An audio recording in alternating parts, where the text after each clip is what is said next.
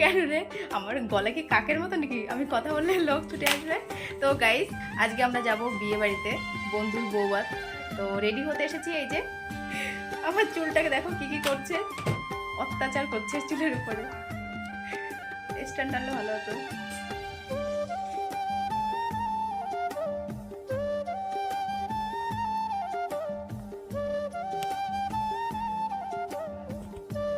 আমার বদন দেখাস না, কি সব করছে আমার সঙ্গে।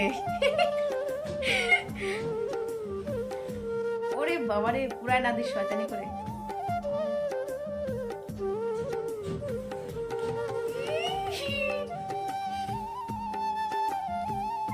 তো দেখো, আগে থেকে বের করলে ভালো হতো বল। ছোট হয়ে গেছে।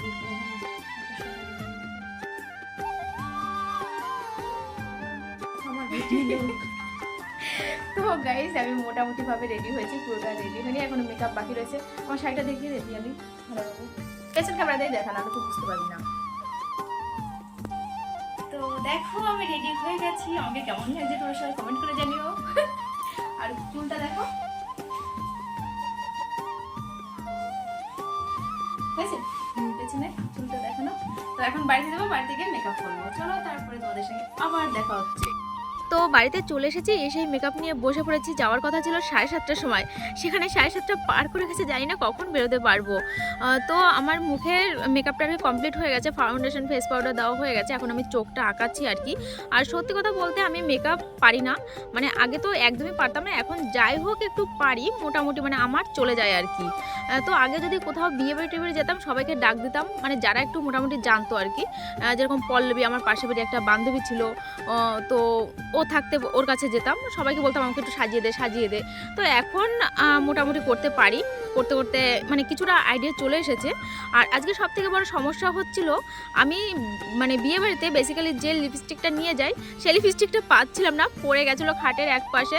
তো যার কারণে তেল একটা লিপস্টিক নিয়ে যেতে হয়েছিল। এই লিপস্টিক আমি কোনোদিন বিয়ে বাড়িতে নিয়ে যাই না। আর প্রথমে তোমরা দেখতে পারলে একটা কানের পরেছিলাম স্টিল কালারের। তো আজকে ভেবেছিলাম একটু অন্যরকমভাবে যাব, কিন্তু পরে কেমন যেন লাগলো যে এই শাড়িটার সঙ্গে মানাচ্ছে না। তারপরে মালাটাও খুলে ফেললাম, কানেরটাও খুলে এই মালাটা পরলাম। তো আমাকে কেমন লাগছে কমেন্ট করে তোমরা সবাই জানিও। ঠিক আছে, চলো এখন বেরোনো যাক।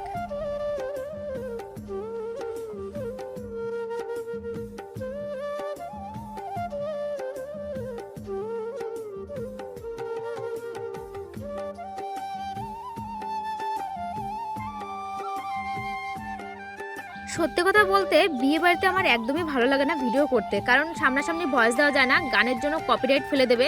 আর আমি এই মুহূর্তে এমন একটা জায়গায় দাঁড়িয়ে আছি, একটা ভিডিও মানে আমার কাছে বিরাট ব্যাপার। তো এসে দেখলাম বউ ছবি তোলায় ব্যস্ত রয়েছে, কোমরে হাত দিয়ে, পেছন ঘুরতে দেখি ট্যাংরা কাকা ফুচকা নিয়ে বসেছে।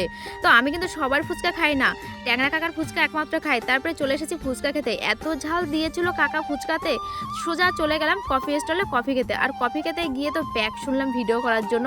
ঠিক আছে ভাই, ওরা তো জানে না যে আমাদের এটা শুনতে শুনতে অভ্যাস হয়ে গেছে।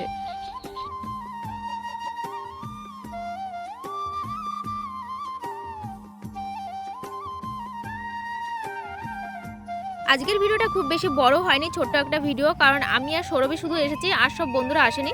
ওরা অন্য একটা বিয়ে বাড়িতে গেছে। ওরা যদি আসতো তাহলে হয়তো ভিডিওটা আর একটু বড় হতো বা অনেকটা মজা করতাম আমরা। তো তারপরে খেতে বসে গেছি, কারণ কন্যাযাত্রী চলে আসবে, তারপরে গ্রামের লোকদের খেতে দিতে একটু দেরি হবে। তাই আমরা ভাবলাম ঠিক আছে, তাড়াতাড়ি করে খাওয়া দাওয়া করে বাড়িতে চলে যাই। তো সত্যি খুব ভালো খাবার দিয়েছে, সিম্পলের মধ্যে ভীষণই ভালো হয়েছে। তো এখানে আমি খাচ্ছি এঁচোড় চিংড়ি, এই বছরে প্রথমবার এঁচোড় চিংড়ি খাচ্ছি আর কি। তারপরে বন্ধু ডেকে নিয়ে আসলো ছবি তোলার জন্য।